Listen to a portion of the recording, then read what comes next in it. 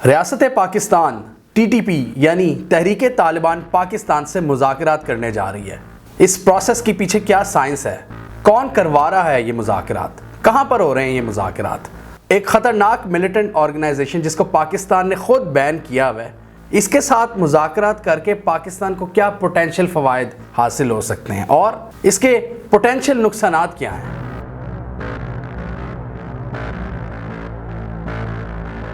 Hello जी, कैसे हैं आप सब। आज की हमारी वीडियो काफ़ी इंपॉर्टेंट है और इस क्रिटिकल इशू को लेकर हम बहुत डिटेल में डिस्कशन करेंगे।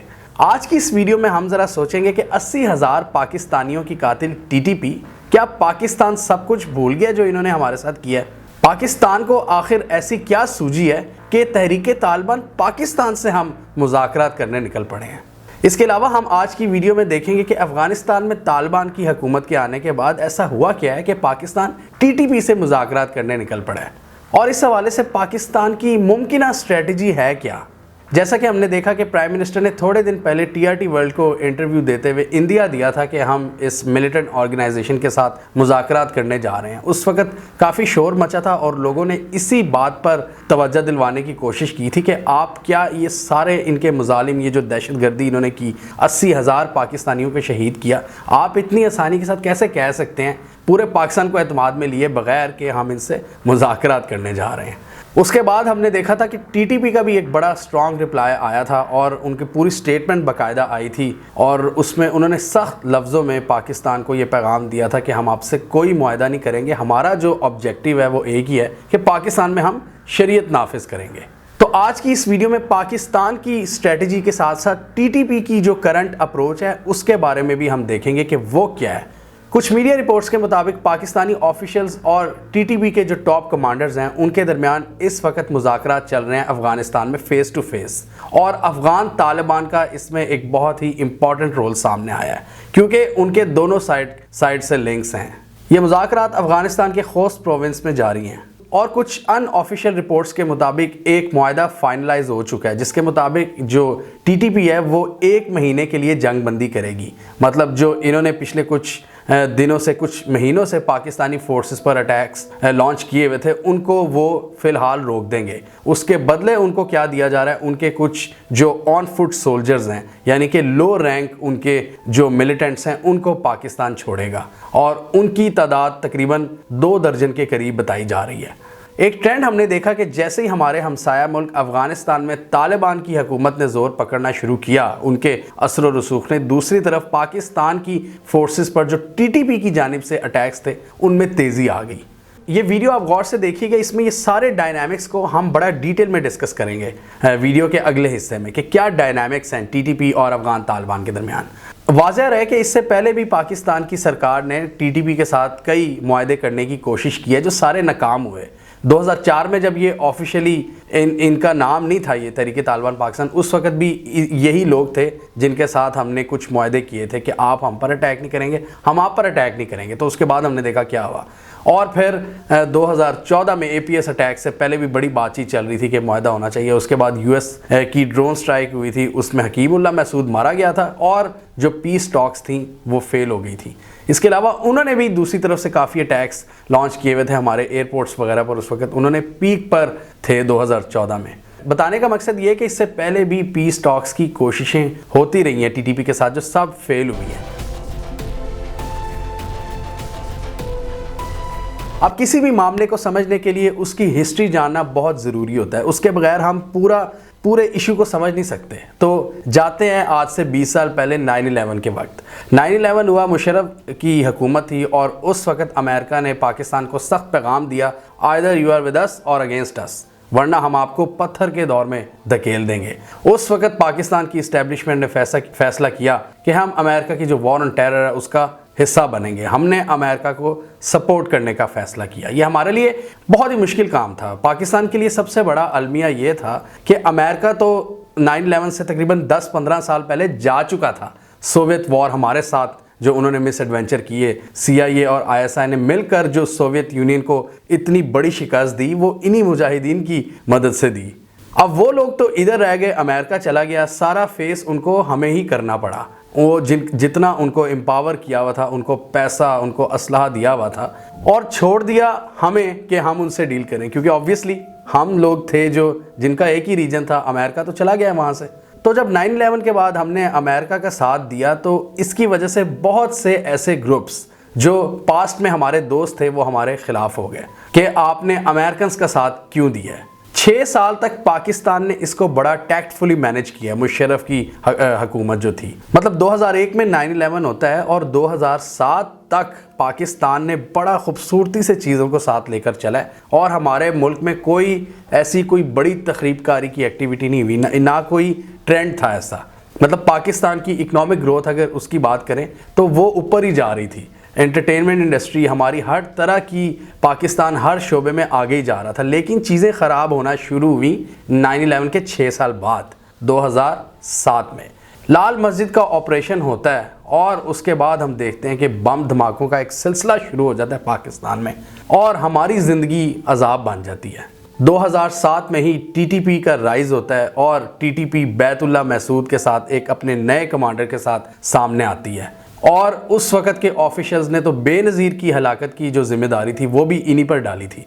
तो पाकिस्तान जो ये बैलेंस करने की कोशिश कर रहा था कि हमारी जो ट्राइबल बेल्ट थी उसमें हम अपने लोगों को नाराज़ ना करें और अमेरिका और जो आलमी प्रेशर था उसको भी सस्टेन कर सकें, वो हमारी कोशिशें ज़्यादा देर तक चल नहीं सकी।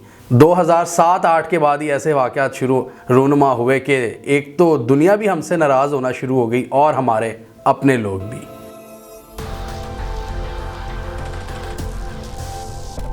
तो जो लहर 2007 में शुरू हुई थी पाकिस्तान के ख़िलाफ़ दहशतगर्दी की, वो तकरीबन 2014 तक जारी रही। 2014-15 तक, तकरीबन 9 साल तक पाकिस्तानियों ने, हमने, पाकिस्तान के एक एक शहरी ने उसको फील किया, उस हरारत को, उस दहशतगर्दी के अजाब को। उस दौरान हमने देखा कि 2009 में कियानी के अंडर पाकिस्तान ने ऑपरेशन राह रास्त शुरू किया। उसमें हमने सवात को क्लियर किया टीटीपी से। उस वक़्त जो सवात के लोग हैं और केपी के लोग हैं वो जानते थे कि किस तरह जो तहरीक तालिबान पाकिस्तान के लोग हैं उन्होंने अपनी पूरी बाकायदा हुकूमत कायम कर ली थी और जो उनके तरीके थे वो वहाँ के लोग ही आपको बेहतर तौर पर बता सकते हैं। 2011 में साउथ वज़ीरिस्तान में हमने राह निजात शुरू किया, वो भी काफ़ी हद तक सक्सेसफुल रहा। 2014 में APS अटैक से पहले जब हमारी पूरी क़यादत बहुत कंफ्यूज थी कि इनसे मुज़ाकरात या डील की जाए या ना की जाए, APS अटैक हुआ और रहील शरीफ की सरबराही में पाकिस्तान आर्मी ने लॉन्च किया ज़रब-ए-अज़्ब। और ज़रब-ए-अज़्ब कहा जाता है कि वो ऑपरेशन था जिसने अमली तौर पर TTP की कमर तोड़कर रख दी पूरे पाकिस्तान में। जितने भी इनके फैसिलिटेटर्स थे बड़े बड़े शहरों में, इनके स्लीपर सेल्स, उन सब को डीएक्टिवेट किया। और फिर जनरल बाजवा साहब ने 2017 में आके इन्होंने रद्दुल फसाद शुरू किया। तो उस दौर में अपने होशो हवास में रहने वाले लोग उनको कभी नहीं भूल सकता कि क्या क्या हमने फेस किया हुआ 2007 से लेकर 2015 तक। बम धमाके हमारे स्कूलों में, कॉलेजेस में, हमारे थानों में, हमारी 15 की बिल्डिंग, हमारे बाज़ारों में, हमारी मसाजिद में, हमारी इबादत गाहों में, हमारी इमाम बार गाहों में, हमारे मंदिरों में और हमारे चर्चेस पे किसी जगह को नहीं छोड़ा गया और मासूम बच्चों को वहाँ पर शहीद किया गया। दूसरी तरफ अमेरिका की जो ड्रोन स्ट्राइक्स थी उन्होंने भी काफ़ी अपना किरदार अदा किया कि वो एक नेगेटिव सेंटिमेंट क्रिएट करें पाकिस्तान के ख़िलाफ़, और उस वजह से भी बहुत से लोगों ने ये TTP को ज्वाइन किया, एक नफ़रत में, एक बदले की आड़ में। यहाँ पर एक और बात भी काबिल गौर है कि जब पाकिस्तान में जो दहशतगर्दी का टाइम अपनी पीक पर था 2007 से 2014 तक, तब हमारे हमसाया मुल्क अफ़गानिस्तान में नेटो फोर्सेस और अमेरिकन की तादाद भी अपनी पीक पर थी। मतलब वो 1 लाख से ज़ायद अमेरिकन और नेटो ट्रूप्स वहाँ पर मौजूद थे जो हमारे ख़िलाफ़ एलिमेंट्स को नहीं रोक सके। और ये मैंने इस वीडियो में डिस्कस किया था कि जैसे जैसे वहाँ पर नेटो ट्रूप्स की तादाद कम होती गई, हमारा ऑपरेशन भी यहाँ पर ऑब्वियसली तेज़ होता गया, तब ही हमारे यहाँ जो दहशतगर्दी की लहर थी उसमें भी कमी आती गई। इसमें कई लोगों का ये पॉइंट ऑफ व्यू है कि इसकी रीज़न ये थी कि अफ़गानिस्तान उस वक़्त आलमी साजिशों का मरकज़ था। एक तो नेटो ट्रूप्स की तादाद अपनी पीक पर थी, दूसरी तरफ जो सेटअप था अफ़गान सेटअप, अशरफ गनी का हो चाहे हामिद करज़ई का हो, उनकी दोस्तियां भारत के साथ बड़ी गहरी थी। तो भारत भी अपनी मर्ज़ी से वहाँ पर पाकिस्तान के ख़िलाफ़ जो एलिमेंट्स थे उनको सपोर्ट करता रहा, क्योंकि जो मशीनरी थी वो भारत को सपोर्ट कर रही थी वहाँ पर, जो हुकूमती सेटअप था। अमेरिका और भारत की दोस्ती का तो हमें पता है, तो अमेरिकन प्रेजेंस में भारत ने वहां पर खुलकर खेला और पाकिस्तान में दहशतगर्दी को खुलकर उन्होंने फरोग दिया, उनको स्पॉन्सर किया। और अगर आप दुनिया के जो टॉप एंटी टेररिज्म के एक्सपर्ट लोग हैं, चाहे उनका ताल्लुक वेस्ट से ही क्यों ना हो, उनकी रिपोर्ट्स में ये बात मेंशन है कि टीटीपी में जो लोग थे वो सिर्फ पश्तून या पाकिस्तान से उनका ताल्लुक नहीं था, वो एक बड़ी मुनज़्ज़म एक साजिश थी पाकिस्तान के ख़िलाफ़। जिस लेवल के उन्होंने अटैक्स हमारे पर लॉन्च किए थे वो कोई आम कबाइलियों का काम नहीं था, उसमें पूरी फंडिंग शामिल थी हमारे जो दुश्मन ममालिक हैं उनकी तरफ से। उसमें उज़्बेक फ़ाइटर्स थे, उसमें चेचन फ़ाइटर्स थे, उसमें अफ़गान फ़ाइटर्स थे, उसमें अरब फ़ाइटर्स थे। अब 2011 में क्या होता है कि जी एक तरफ हम इंगेज हैं, हमारी आर्मी एक तो राह रास्त सवात वाली साइड पे और राह निजात साउथ वज़ीरिस्तान वाली साइड पे, हमने ऑलरेडी बहुत ज़्यादा जंगें लॉन्च की हुई थी। अमेरिका हम पर ये दबाव डाल रहा था कि आप नॉर्थ वज़ीरिस्तान में भी जाएं और हक्कानी नेटवर्क के ख़िलाफ़ कार्रवाई करें। तो पाकिस्तान ऑलरेडी टीटीपी से एक बड़ी ख़तरनाक जंग लड़ रहा था। पाकिस्तान दूसरा महाज नहीं खोलना चाहता था, एक नया महाज। और ऑब्वियसली अमेरिका बहादुर इस बात को नहीं समझता, उन्होंने तो थोड़े अरसे बाद वहाँ से चले ही जाना था। ये सारा इसका जो नज़ला था वो हम पर ही गिरना था। तो इसीलिए हम काफ़ी हद तक हमने उसको रेजिस्ट किया और ये बहुत बड़ी वजह थी पाकिस्तान और अमेरिका के दरमियान इख्तलाफात की। और वहीं से हम ज़्यादातर फिर हमारी जो टिल्ट है वो चाइना और रशिया की तरफ होना शुरू हुई प्रैक्टिकल टर्म्स में। लेकिन नो डाउट अमेरिका का दबाव पाकिस्तान अक्सर सस्टेन नहीं कर पाता। उनके दबाव में आकर हमने जो अफ़गान तालिबान और हक्कानी नेटवर्क के बहुत से लोगों को पकड़ा भी, जिनसे हम फजूल की लड़ाई मोल नहीं लेना चाह रहे थे। वो अमेरिकन के दुश्मन थे, लेकिन अमेरिका ने उनसे भी हमारी भरपूर लड़ाई करवाने की कोशिश की और हमने बहुत से उनके कमांडर्स को गिरफ्तार किया, उनको नज़रबंद किया। नॉर्थ वज़ीरिस्तान में अमेरिका जो हमें कहता था कि आप हक्कानी नेटवर्क के पीछे जाएं, हक्कानी नेटवर्क इस वक्त जो अफ़गानिस्तान में तालिबान की गवर्नमेंट है उसका एक बड़ा इम्पॉर्टेंट पार्ट है। और अमेरिका की नज़र में हक्कानी नेटवर्क बहुत ख़तरनाक किस्म के दहशतगर्द है। अमेरिका अभी तालिबान को दहशतगर्द कंसीडर नहीं करता, अफ़गान तालिबान को, लेकिन वो हक्कानी नेटवर्क को दहशतगर्द कंसीडर करता है और उनको सेपरेट एंटिटी के तौर पर वो ट्रीट करता है। मज़े की बात है कि यही हक्कानी नेटवर्क जो अमेरिकन के लिए सबसे बड़ा दहशतगर्द ग्रुप है आजकल, खुद अमेरिकन ने इनको फंडिंग की थी सोवियत वॉर में, मतलब सोवियत यूनियन के ख़िलाफ़ इनको एम्पावर किया था कि इनको बहुत ज़्यादा पैसा, इनको असलहा दिया था। मौलाना समीउल हक साहब का आपको पता होगा, इनको 3 साल पहले मारा था इनके पिंडी वाले घर में और इनको फादर ऑफ तालिबान कहा जाता है क्योंकि सोवियत वॉर में CIA और ISI ने मिलकर इनको एम्पावर किया था कि इनके मदरसे से ऐसे बहुत से लोग निकले थे जिन्होंने सोवियत वॉर लड़ी थी, जो मतलब अफ़गान मुजाहिदीन, इसीलिए उनको मरते दम तक फादर ऑफ तालिबान कहा जाता था। तो ये एंड तक पाकिस्तान की रियासत के साथ ही रहे हैं। ये जो फजलुर रहमान की पार्टी है, जमीयत उलमाए इस्लाम, एक सेक्शन ये भी लीड कर रहे थे उसी पार्टी का। ये सारे फजलुर रहमान और समीउल हक वगैरह ये हर सेटअप का पार्ट होते हैं मोर लेस। मुशर्रफ के साथ भी ये थे। अकूड़ा खटक में इनका जो मदरसा था दारुल उलूम हक्कानिया, वहाँ से पढ़े हुए बहुत से नौजवान वो बाद में टॉप कमांडर्स बने तालिबान के और मुजाहिदीन के। तो पाकिस्तान नहीं चाहता था कि फजूल में एक नया महाज खोले अमेरिका के कहने पर, और अगर ऐसा होता तो फिर पाकिस्तान में एक बहुत बड़ी खलबली मच जाती। ये बहुत सी जो दीनी तंजीमें जो प्रो पाकिस्तान हैं, इन्होंने भी फिर पाकिस्तान के ख़िलाफ़ हो जाना था। तो ये चलता रहा 2011-12 तक और हमारे इख्तलाफात अमेरिका से रहे। और 2014 में फिर क्या हुआ कि पाकिस्तान की तारीख़ का बदतरीन दहशतगर्दी का वाक़या रूनुमा हुआ, APS अटैक पेशावर। और उसमें फिर हमने फ़ैसला किया कि अब किसी भी जो ऐसी कोई तंजीम है जो पाकिस्तान के ख़िलाफ़ सोचती भी है अगर हथियार उठाने का, उसको भी कुचला जाएगा। पहली बार पाकिस्तान की जो फोर्सेस थी वो नॉर्थ वज़ीरिस्तान में एंटर हुई। मतलब अमेरिका हमसे तकरीबन 2-3 साल पहले कह रहा था कि आप एंटर हो, लेकिन हमने क्या किया कि पहले Aahista Aahista south Waziristan, tribal areas के जो दूसरे एरियाज़ थे और सवात में ऑपरेशन कंप्लीट किया, TTP को कमज़ोर किया और फाइनली 2014 में APS अटैक के बाद हमारी फोर्सेस एंटर हो गई नॉर्थ वज़ीरिस्तान में। और वहाँ पर फिर हमने देखा कि रहील शरीफ की सरबराही में ज़रबे अज़्ब के नतीजे में बड़े इसके ज़बरदस्त रिजल्ट्स निकले और मिलिटेंसी पर बहुत हद तक काबू पाया गया। और रहील शरीफ को फिर हमने देखा कि एज ए एक्सपर्ट पूरी दुनिया ने उनको दावत दी, वर्ल्ड इकनॉमिक फोरम में गए, वो और डिफरेंट इस तरह के ग्रुप्स को उन्होंने ज्वाइन किया। पूरी दुनिया ने उनसे ये खिदमात हासिल करने की कोशिश की कि जो कैंपेन उन्होंने लॉन्च की थी ये दहशतगर्दी के ख़िलाफ़, वो बड़ी बेमिसाल थी। मतलब एक केस स्टडी उन्होंने पूरी दुनिया के सामने रख दी रहील शरीफ ने।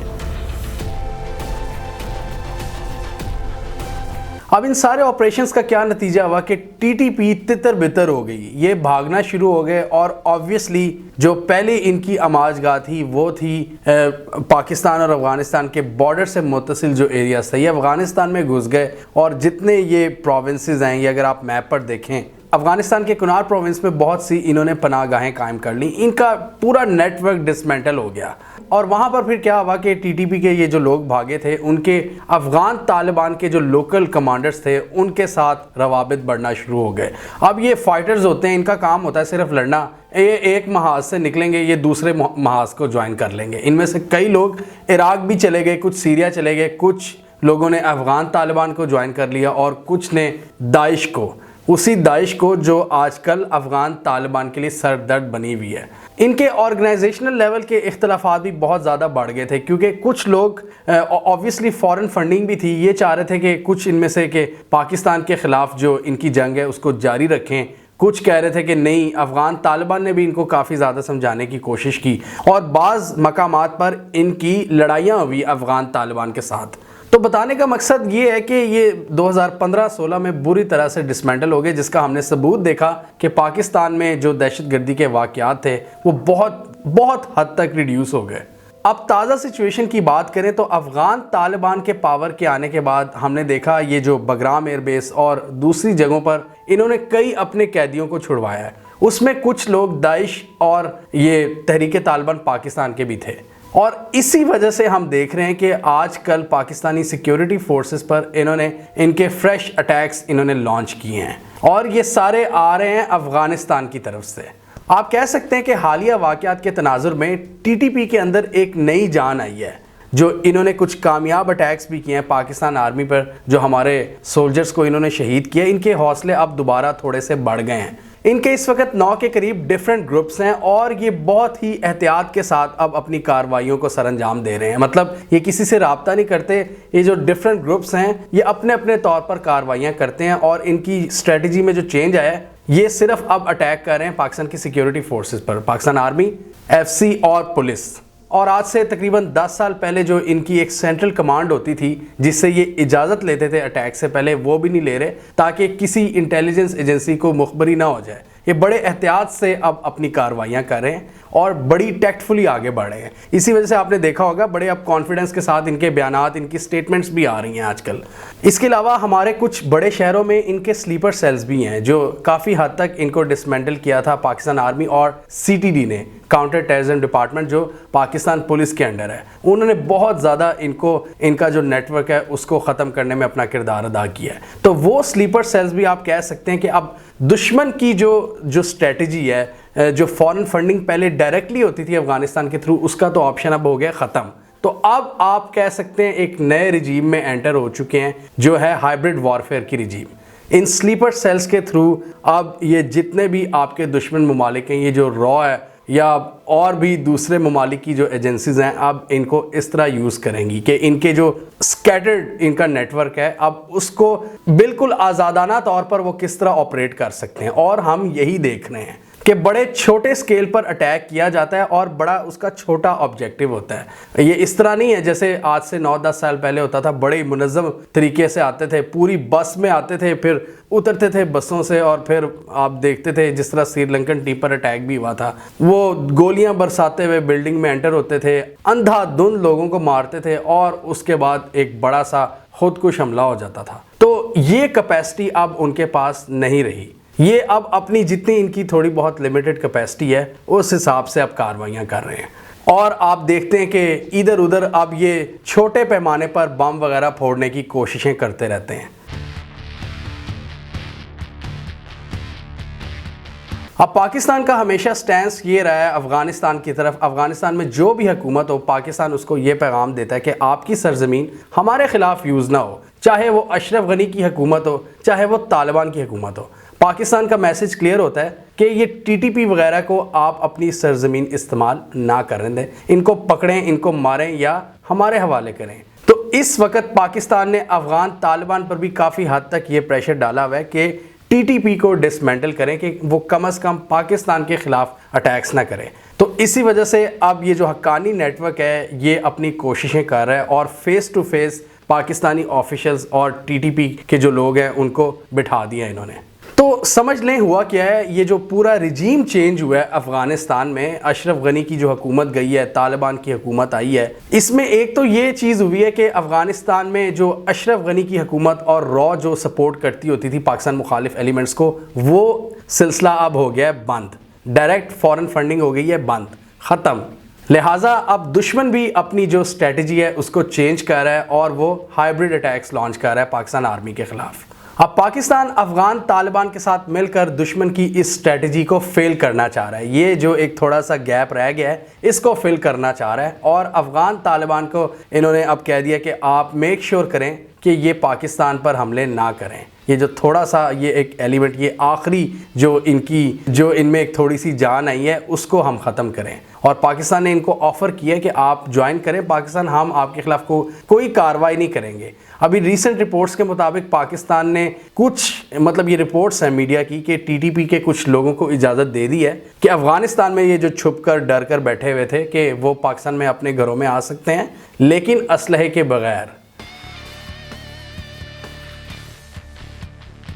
इस वीडियो में हमने डिस्कस किया था कि ये जो रिजीम चेंज हुआ है अफ़गानिस्तान में, ये कोई छोटी चीज़ नहीं है। ये पाकिस्तान और भारत के लिए बहुत बहुत बड़ी खबरें हैं। पाकिस्तान का हमेशा से ये एक स्ट्रेटजी रही थी कि वेस्टर्न बॉर्डर को सिक्योर किया जाए ताकि हम ईस्टर्न बॉर्डर पर फोकस कर सकें, जहां पर भारत हमसे 6 गुना बड़ा एक दुश्मन बैठा हुआ है, जो अपनी पूरी उन्होंने फोर्सेस उन्होंने हमारे लिए रखी हुई हैं। तो पाकिस्तान भी यही चाहता है कि जीटी रोड पर जितने भी हमारे कैंटोनमेंट्स हैं वो भारत के लिए यूज़ हों, हमारे ईस्टर्न बॉर्डर पर। और भारत के लिए ये बड़ी आइडियल सिचुएशन थी कि जब वहाँ पर एक पपेट रिजीम होता था अफगानिस्तान में, वहाँ वो खोलकर खेलते थे। तो भारत के लिए ये एक इतना बड़ा नुकसान हुआ है ना, ये जो तालिबान की हुकूमत आई है, ये पूरा सेटअप जो चेंज हुआ है, ये एक मैसिव स्ट्रेटेजिक सेटबैक है जो हमने इस वीडियो में एक्सप्लेन करने की कोशिश की थी। ये स्ट्रेटेजिक डेप्थ क्या है? ये पाकिस्तान पर इल्ज़ाम लगाते हैं कि हम अफगानिस्तान पर कब्जा हासिल करना चाहते हैं। स्ट्रेटेजिक डेप्थ बेसिकली यही है कि पाकिस्तान वेस्टर्न बॉर्डर को सिक्योर करना चाहता है ताकि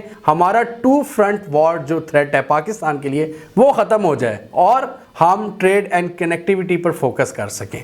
इसलिए आप देख रहे हैं कि रूस, चाइना और पाकिस्तान यही कोशिशें कर रहे हैं तालिबान के साथ, इसलिए मुज़ाकरात हो रहे हैं कि वो सिक्योर करें अफगानिस्तान को ताकि कनेक्टिविटी बढ़ सके, हम सेंट्रल एशिया तक कनेक्ट कर सकें अफगानिस्तान के थ्रू। पाकिस्तान के वेस्टर्न बॉर्डर के सिक्योर होने का ये मतलब है कि इंडिया की तकरीबन आधी एंटी पाकिस्तान स्ट्रेटजी फेल हो जाती है और वो होती हुई इंडिया को नज़र आ रही है। इसीलिए स्ट्रेटजीज वो भी बदल रहे हैं और स्ट्रेटजीज हम भी बदल रहे हैं। कुछ रिपोर्ट्स के मुताबिक टीटीपी वाले जो लोग हैं वो भी बहुत बुरी तरह से अब थक चुके हैं। वो अब पाकिस्तान आर्मी से, पाकिस्तान की स्टेट के साथ लड़ने की उनकी सकत नहीं रही और पाकिस्तान हमें माफ़ी दे और इसके साथ ही हम हथियार फेंक दें।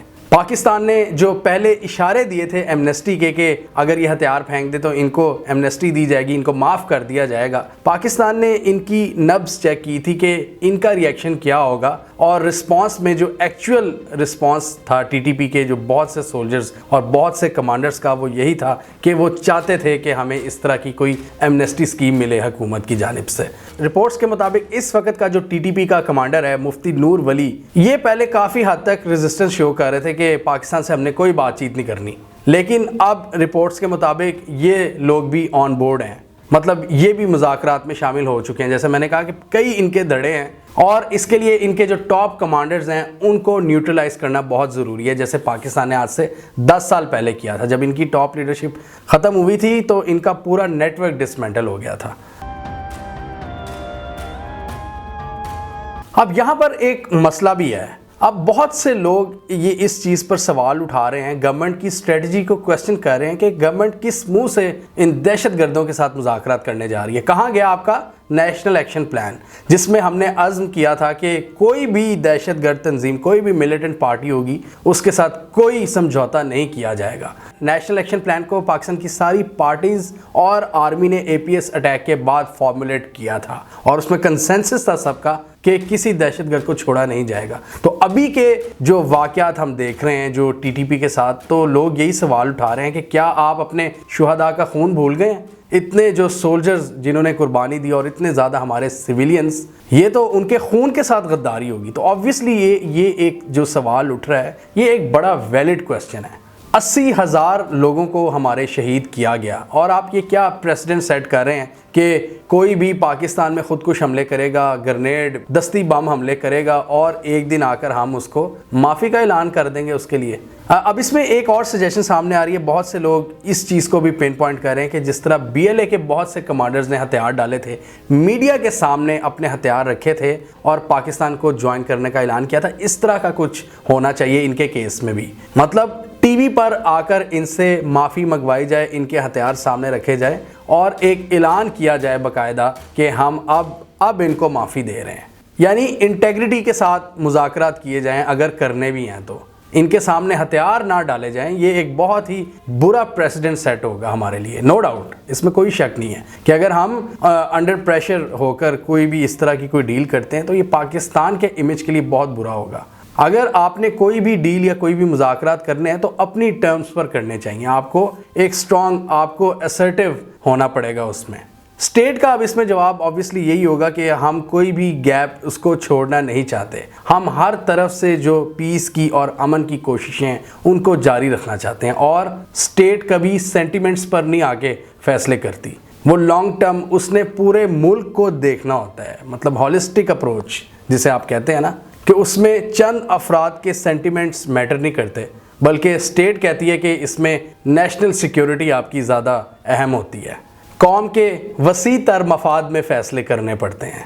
हमें कमेंट सेक्शन में बताइए कि आपका इस बारे में क्या ख्याल है। क्या हमें TTP को एमनेस्टी देनी चाहिए या नहीं, या हमें अपने जो शुहदा का खून है उसको कभी नहीं भूलना चाहिए?